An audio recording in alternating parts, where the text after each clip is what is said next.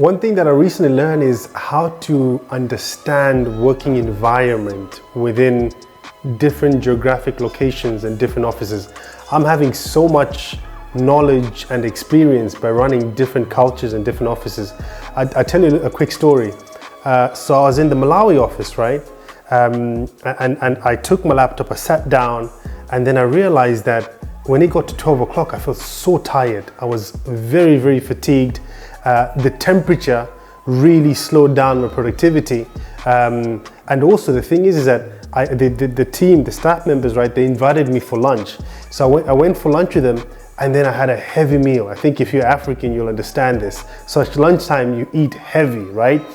And of course, what happens is when you're eating heavy, you want to sleep, correct? So when it got to 1 o'clock and 2 o'clock, I felt that I couldn't really operate the same way I could when I was in London or when I was in Serbia or Bulgaria, or just basically when I was in Europe. So one thing I learned is that when you're building international offices, whether it could be in market research or any other business, take into account the different climatic challenges you have. Eating patterns, very, very important to take into account. So what I was thinking is that when you're building an office, let's say for example in a climate where it's really hot, give staff members snacks throughout the day. Now somebody may say, well, what has snacks got to do with productivity?